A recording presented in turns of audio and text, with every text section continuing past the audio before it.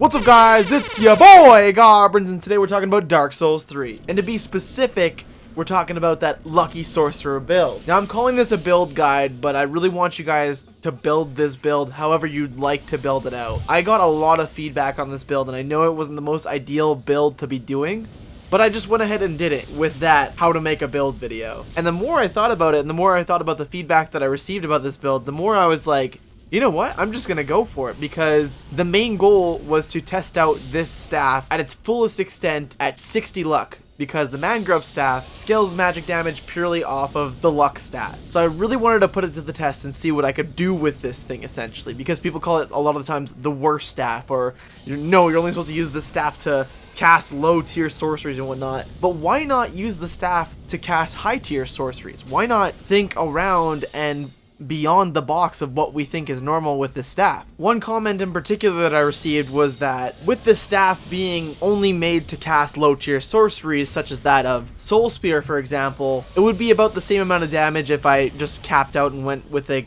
Crystal Soul Spear. So then I was like, I don't know if that's the case, and I went ahead and tested out regular Soul Spear with the Grub staff versus the Crystal Soul Spear, and there is like 200 damage difference between the two. Like, it's not like a minuscule damage. So the idea and concept behind this build was to break once again the norm of saying that the Grub staff was only made for luck-based builds that are casting low tier sorceries below 32 intelligence, essentially, or at 32 intelligence. So that being said, let's start with the stats. So I've got 11 in Vigor, 40 in Attunement, 10 Endurance, 8 Vitality, 12 Strength, 12 Dexterity, 50 Intelligence, 14 Faith, and 60 Luck. Now ideally you don't want to put a build at 11 Vigor. As you guys know, I generally run my main Pyromancer build at 15 Vigor, and that's like acceptable for me. That works for me. For a lot of people that does not work. But that being said, even I know that running anything at 11 Vigor is fucking insane. But at the same time too, I had a lot of fun with that. Have you guys tried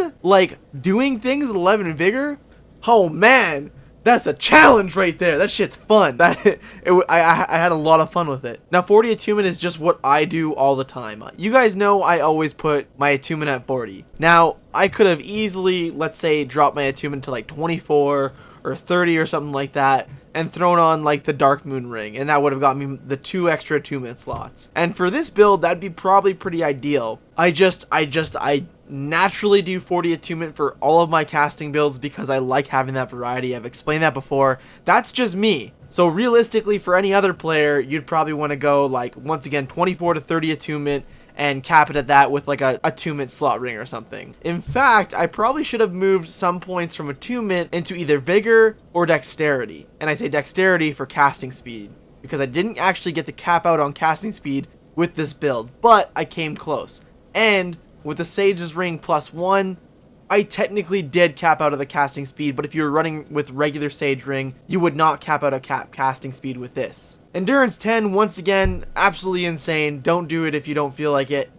You know, it's not the funnest time, but it's a nice challenge. 8 Vitality, whatever. Strength at 12, because you're really not wielding anything unless you're making a hybrid build, or unless you are actually using a pure luck / dex build of some sort. Dexterity 12, I should have once again gone to Dexterity 15 for the cap casting speed, but then I remember I had Sage Ring +1, and that will get me the speed that I'm looking for. Otherwise, if you just have the regular Sage Ring, go Dexterity 15 for cap casting speed alongside the ring. Intelligence at 50 because I really wanted to use Crystal Soul Spear and White Dragon Breath. Those are some of the coolest sorceries, and I wanted to run them with this staff. I wanted to see what it would look like. And I ended up getting approximately, if even this, maybe like 10% less damage than Court Sorcerer staff, which is fascinating to me. That's awesome. So let me just reiterate that, okay? Running a Luck Sorcerer build, I had approximately, if not maybe even less than this, 10% less damage than Court Sorcerer staff. That's a fucking steady chant, dude. That's mind-blowing to me. That's awesome, and this is apparently the 3rd worst staff to use in game. 14 Faith because that's the baseline for Pyromancer, so that's what my stats stay as. And 60 Luck, of course, for the harder soft cap of luck. Now for this build, a lot of you guys are going to say you didn't consider the luck boost off your hollowing level and all that stuff, and you're right, I did not. And that is because I figured if anyone wanted to run this build with no hollowing or all the hollowing or whatever, it should be something that should be considered for that particular build later down the road. But for anyone that just wants to go ahead and try a Luck Sorcerer with 0 hollowing, which is probably a good portion of people, then they could just fucking hop on, throw on 60 luck or 40 luck, because that's the other soft cap. So do whatever you want. But that is why I didn't consider the luck bonuses off hollowing, is because I wanted this build to be for everyone, as I do all of my other builds. Now, once again, these stats aren't set in stone. You guys can work this build however you want to. Actually, in fact, I highly recommend you guys do that, because obviously I did make some stat mistakes. The only reason my dexterity is at 12, for example, is because I have Karthus Milk Ring on, and that ups your dexterity by 3, for example. And I felt it was like a good stretch to try and get that extra bit of casting speed, so like, whatever. But build this however you want to build it, honestly. Just know that this is what it looks like, this is what it sounds like, and here's how you can at least kind of get started on a Luck Sorcerer. So what exactly makes this the Lucky Sorcerer build? And that's where we get into the Grub staff and the gear and all that stuff. So let's talk a little bit about the gear.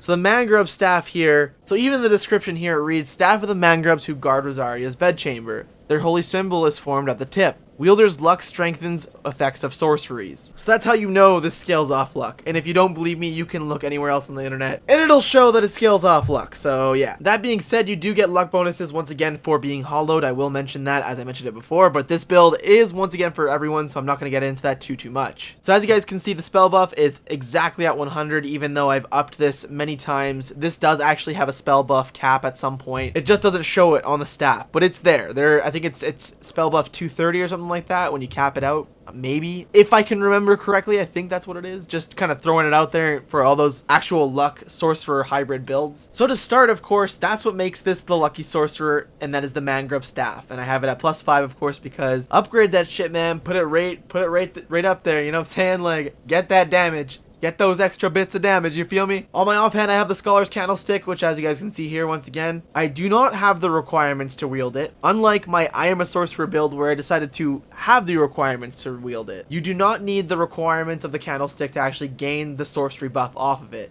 And for all of you guys that don't know, I'm going to read the description for you. This served as their guiding light, as well as a tool of self-restraint. Even today, wielders of this weapon benefit from the resulting sorcery strengthening properties. And I've got it at +9. Once again, doesn't make a difference. I just, once again, for I Am a Sorcerer and playthroughs, I like to use this weapon in my offhand for hitting things. Not that it does much damage, but it's there for last hits and other things. Otherwise, to get those sorcery boosting properties out of the Scholar Candlestick, you do not, once again, need to have the requirements. It'll automatically boost your magics just as is. Next up, we've got the Crown of Dusk, which of course, once again, increases your magic damage. Very helpful with this build. It does equate to about 100 points extra damage, just like the Scholar's Candlestick or so. You will notice the damage in this when you have it equipped for sure. And that's read in the description here. Through the Guardian Elizabeth's blessing, this raises the power of effect of wearer's magic, but damage suffered by magic attacks rises in tandem. So if you're fighting other sorcerers, you could potentially get one shot, but realistically at 11 vigor, you get one shot by everything. Am I right? Right? 11 vigor, he says. The absolute madman. Then you got Old Sorcerer Coat, Old Sorcerer Gauntlets, and Pyromancer Trousers. And like the idea behind this fashion, okay? Let me tell you about some fashion now. The idea behind the fashion is I was like, it's got this fat ass gold chain looking real lucky like I feel like luck is like represented by the coin, you know? Like rusted coins or like the gold coins. So like that's got that lucky vibe to it, you know what I'm saying? Got that big old gold medallion, you know, like Rick Ross, Gucci, Versace shit right there, you know what I'm saying? So I mean, I'm just saying, like, it's got that little bit of oomph to it.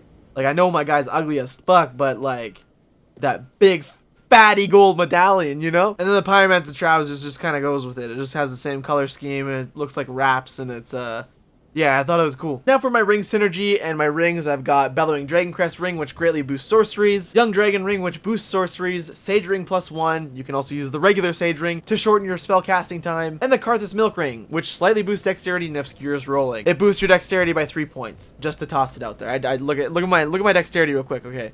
I take it off. 9 dexterity. If you put it back on, 12 dexterity. Okay, so it's there. Also, I generally like this ring, especially with low vigor builds. Using this ring to like dodge things is extremely helpful. And when you have an enemy that's literally dancing around you, you can dance to their tune too, dude. You can dance around. You could just keep on keeping on with this ring and just go completely invis.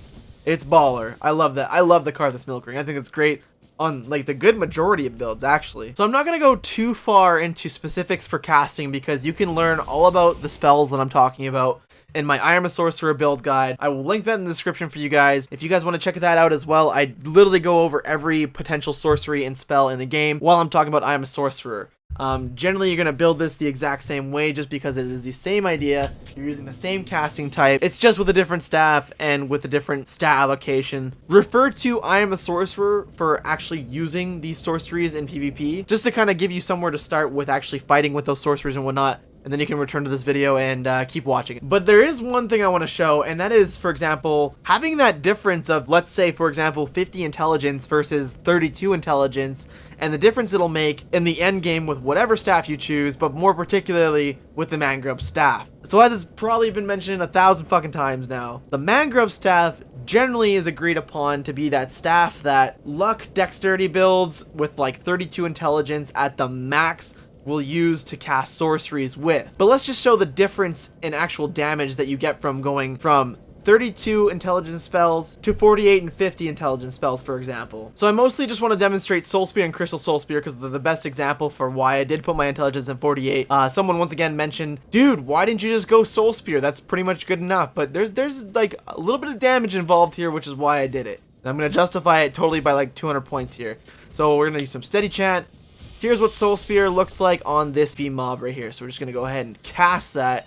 We're dealing 883 to this guy, which is good damage. That's acceptable damage. I've dealt with much worse. For example, I Am a Hexer. All the dark magic. The split ring synergy. Not that great. Now we're just going to go ahead and boost this for CSS. Give us a steady chant and cast CSS. And now we're dealing 1,079 damage. So that's like, once again, like 200 points of damage. And I am going to justify that. That's 200 points of fucking damage, dude. That is PvP damage. That is PvP damage right there. And that is why I prefer CSS over regular Soul Spear, because it's 200 points better. Especially with these stats. It's fucking 200 points better, man. And because the clutch rings don't actually work that well anymore, this is what you gotta do these things, man. You gotta push the envelope. You gotta think outside the box. You gotta go against the grain. You gotta just look at everyone and be like, you guys are the weird ones. I'm the normal one.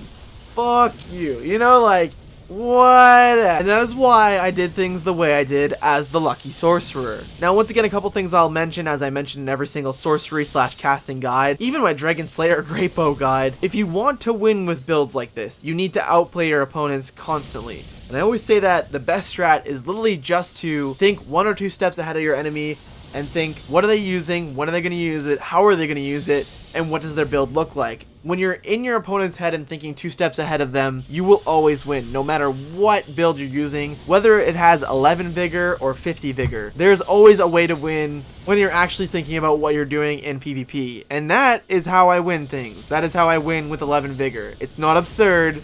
It's just common sense. And that's everything I had to talk about for today, guys. I hope this build guide was kind of helpful if you plan on doing some sort of Luck Sorcerer build. And even if it's not helpful, you can kind of get some insight into some numbers and what it looks like, even when you're referring to the video in itself. So with all that being said and done, as I always say, drop a like for your boy Goblins, and I'll be back here with more Dark Souls content, Overwatch content, or Pokemon Go content. That is everything I'm playing right now, so that's kind of where we stand with all my content and everything. So take it easy, guys. Have a general good, and I'll see you guys then.